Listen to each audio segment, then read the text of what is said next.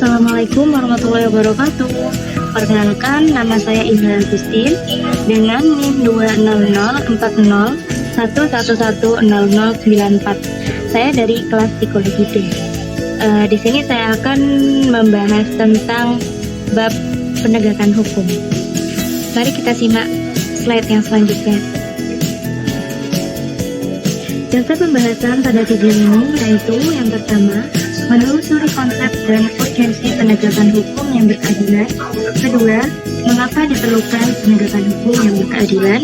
Yang ketiga, menggali sumber historis, sosiologis, politis tentang penegakan hukum yang berkeadilan di Indonesia. Dan yang terakhir yaitu mendeskripsikan esensi dan urgensi penegakan hukum yang berkeadilan. Pada poin yang pertama yaitu menelusuri konsep dan urgensi penegakan hukum yang berkeadilan. Thomas Hobbes pernah mengatakan Homo homini lupus, yang artinya manusia adalah serigala bagi manusia yang lainnya. Manusia memiliki keinginan dan nafsu yang berbeda-beda antara manusia yang satu dengan manusia yang lainnya. Nafsu yang dimiliki manusia ada yang baik, ada juga yang tidak baik. Menurut Kranerbo dan Sabarudin, kehidupan manusia tidak cukup hanya dengan aman, teratur, dan tertib, tapi manusia juga perlu sejahtera. Poin yang kedua yaitu mengapa diperlukan penegakan hukum yang berkeadilan. Terdapat 6 agenda reformasi, satu diantaranya adalah penegakan hukum. Dari sebanyak tuntutan masyarakat, beberapa sudah mulai terlihat perubahan ke arah yang positif. Namun, beberapa hal masih tersisa.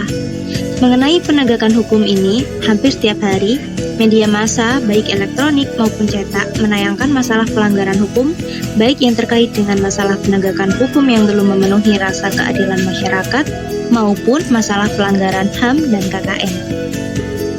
Dengan demikian, hukum merupakan rangkaian kaedah-kaedah yang memberikan petunjuk tentang bagaimana seseorang harus bertingkah laku dalam masyarakat.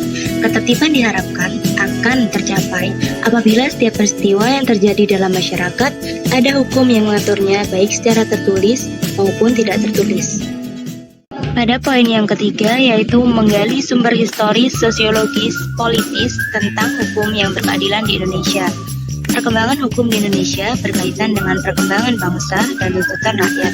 Contohnya, yang pertama, hukum perdata berawal dari Belanda dengan nama Burgerlijk Wetboek atau dikenal dengan BW tahun 1859.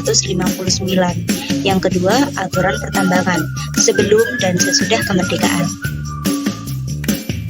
Aparatur penegak hukum. Lembaga penegak hukum terdiri dari kepolisian, kejaksaan, dan kehakiman. Lembaga peradilan terdiri dari peradilan agama, peradilan militer, peradilan tata usaha negara, dan peradilan umum. Syarat penegakan hukum ada 3. Yang pertama adalah keadilan, yang kedua kemanfaatan, dan yang ketiga kepastian hukum. Poin yang terakhir yaitu mendeskripsikan esensi dan urgensi penegakan hukum yang berkeadilan.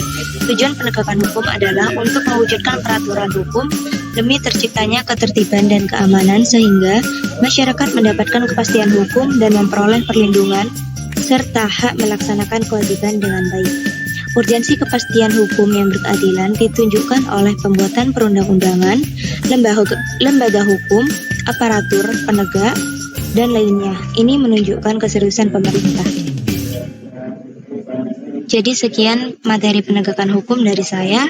Terima kasih. Wassalamualaikum warahmatullahi wabarakatuh.